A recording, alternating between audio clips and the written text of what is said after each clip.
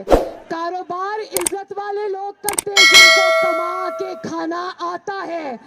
कारोबार घर बैठकर दोस्तों की लूट मार की कमाई करने वाले कारोबार नहीं किया करते। और जब आपके दाएं बाएं आगे पीछे एटीएम मशीन्स मौजूद हो तो कारोबार की जरूरत किसको पड़ी है भाई? जब सारी जिंदगी दूसरों की जेबों पर गुजारा किया हो तो कारोबार कर मेहनत करके कमाने की क्या जरूरत है? जब कोई बनी गाला का महल बना दे, जब कोई जमान पाक वाला घर बना दे, जब आटा चीनी चोरी से काम चल जाए तो फिर कारोबार करने की क्या जरूरत है भाई? और फिर कहता है कि इमरान खान ना खाता है ना खाने देता है। आसिम सलीम बाजवा का पिज्जा स्कैंडल सुना है कि नहीं सुना? आसिम सलीम बाजवा का पिज्जा स्कैंडल सुना है या नहीं सुना? एक आपकी जरा पिज्जा का नारा लगाओ।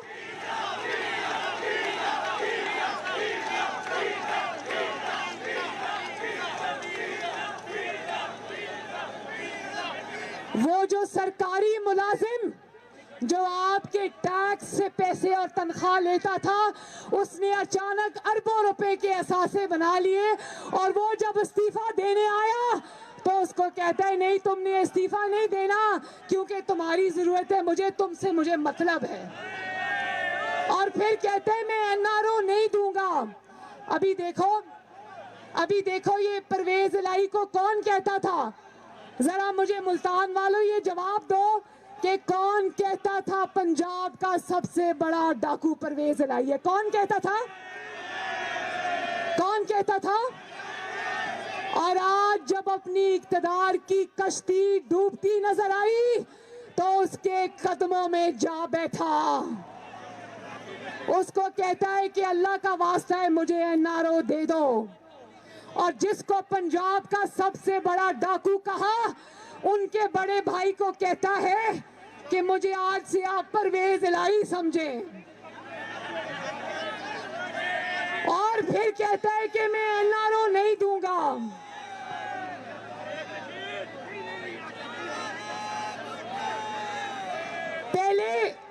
पहले माफिया से चंदे लेता है और फिर उनको अवाम की जेबों पर लूट मार की इजाजत देता है।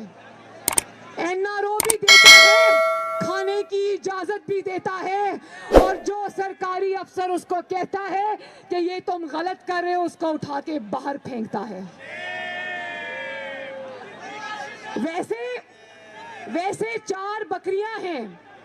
वैसे चार बकरियां इमरान खान की, लेकिन चुपके 15 करोड़ का फ्लैट खरीद लेता है। लेकिन खाता है ना खाने देता है। मास्क चोरी, जब कोविड-19 आया तो मास्क की डिमांड बढ़ी। इनके लोगों ने मास्क गायब कर दिए मार्केट से और फिर महंगे करके वापस बेचने की कोशिश की। और उन्हीं को अपना वजीर और मुशीर बना दिया। जब उनसे पूछा गया तो उन्होंने कहा कि हमें इमरान खान ने ये करने को कहा था। ना खाता है ना खाने देता है। और अब एक मिनट, अब एक बहुत जरूरी बात है, वो आपके लिए भी उतनी जरूरी है, मेरे लिए भी उतनी जरूरी है। जिस तरह ये कश्मीर का मुकदमा हार के आ गया, जिस तरह ये कश्मीरियों का मुकदमा हार के आ गया, जिस तरह ये कश्मीर को मोदी की झोली में फेंक कर आ गया, उसी तरह मेरे भाइयों, मुल्तान के गैरत वाले मेरे भाइयों, आज पाकिस्तान में इस्राईल को तस्लीम करने की बात शुरू हो चुकी है।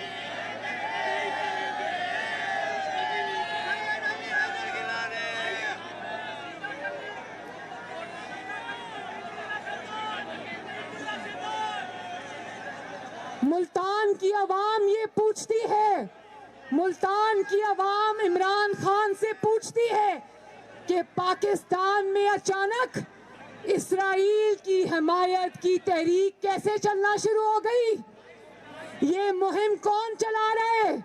इसके पीछे कौन है?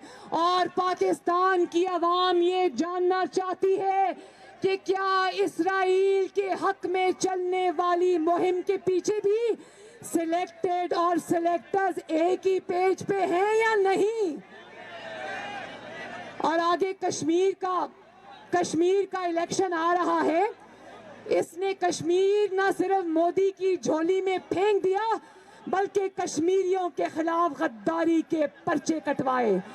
अब अगर ये कश्मीर में वोट डालने जाए, वैसे तो इंशाअल्लाह ताला कश्मीर की इलेक्शन तक ये चलेगा नहीं, लेकिन अगर ये कश्मीर में वोट मांगने जाएगा तो कश्मीर के अवाम इसको वो गद्दारी के पर्चों से इसका इस्तकबाल करेंगे इंशाअल्लाह।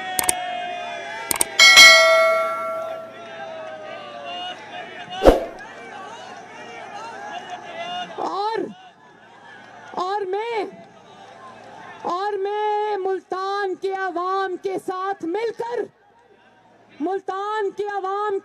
मिलकर आज हम सुप्रीम कोर्ट ऑफ पाकिस्तान और इलेक्शन कमीशन ऑफ पाकिस्तान को ये रिक्वेस्ट करते हैं कि इस चीज पे तवज्जो दो कि 6 साल से ये फॉरेन फंडिंग के मुकदमे के ऊपर सांप बनकर क्यों बैठा है।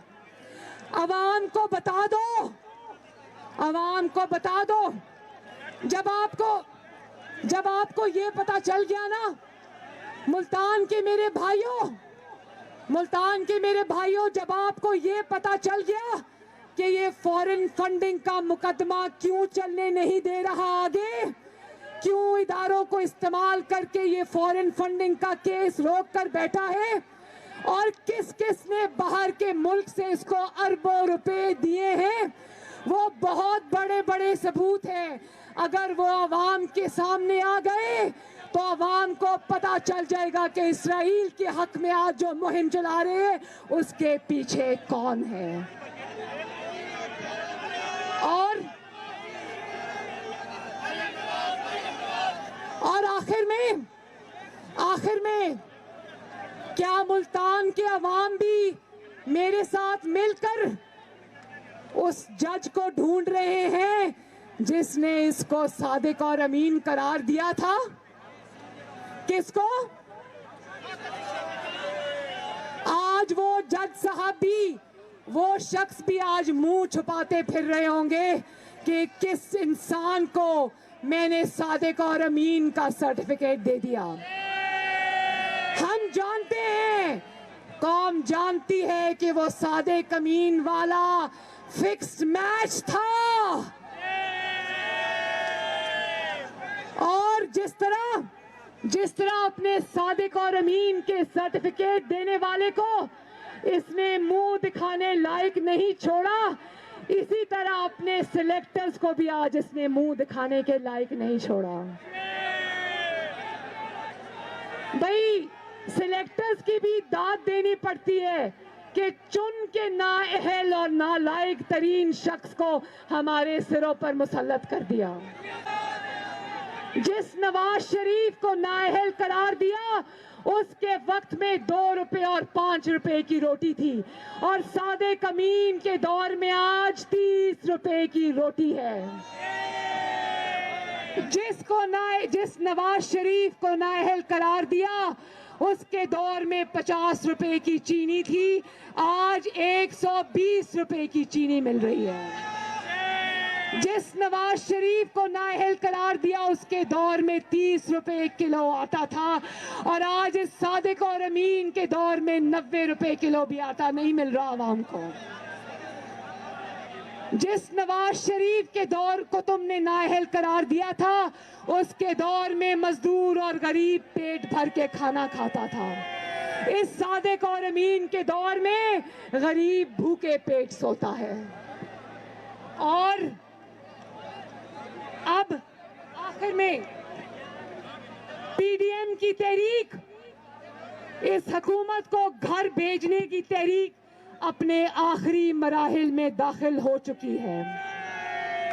नवाज शरीफ की बेटी का न सिर्फ मुल्तान के गयूर अवाम से वादा है, बल्कि पाकिस्तान के 22 करोड़ अवाम से वादा है कि आपको मुश्किलात से निकालने के लिए आपके घरों में इंशाअल्लाह ताला जो चूल्हे हैं वो दोबारा से जलाने के लिए, आपके घरों की और मोहल्लों की और मुल्क की रौनकें आबाद करने के लिए मुझे अगर जेल भी जाना पड़े तो मुझे कोई परवाह नहीं है।